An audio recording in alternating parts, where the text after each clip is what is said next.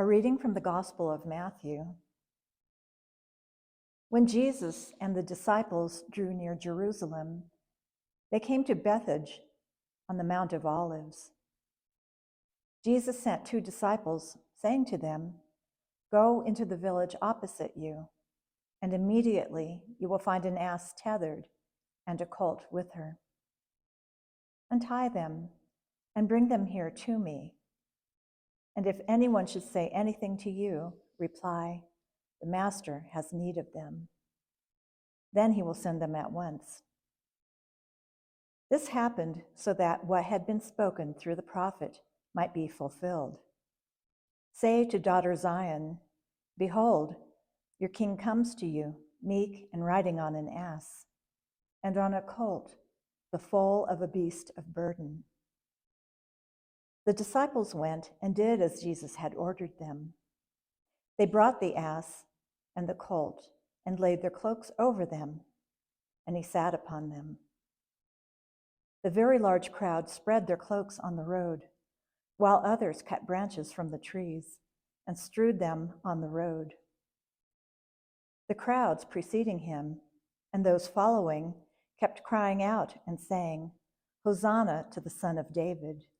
Blessed is he who comes in the name of the Lord. Hosanna in the highest." And when he entered Jerusalem, the whole city was shaken and asked, "Who is this?" And the crowds replied, "This is Jesus, the prophet, from Nazareth in Galilee." The word of the Lord. In the gospel, the whole city is shaken, asking, "Who is this?"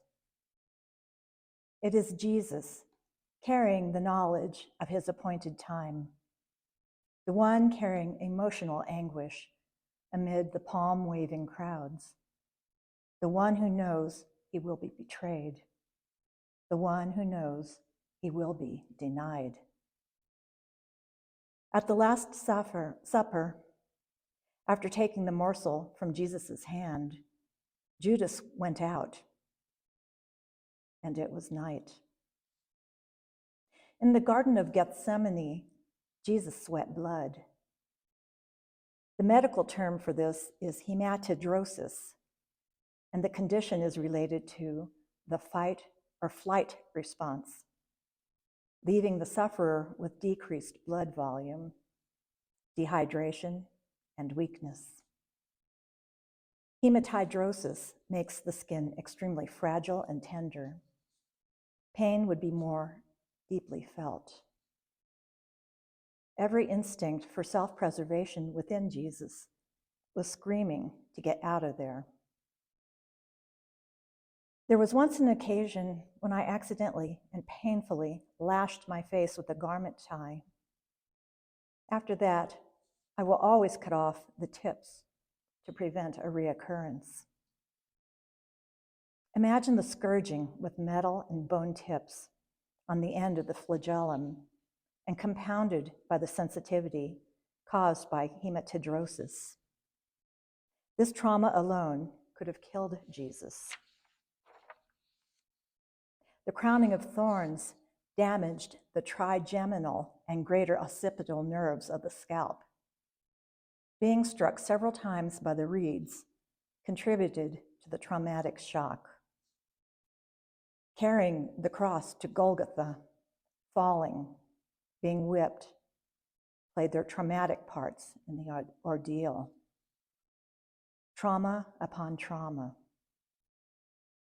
The nails were driven through both hands on the angle of the thenar furrow at the base of the palm, exiting the wrists and into the cross, damaging the median nerve and causing the most exquisite pain, medically known as causalgia. Probably all of us have dropped something on or had our insteps stepped on. We know that pain. Jesus had a nail.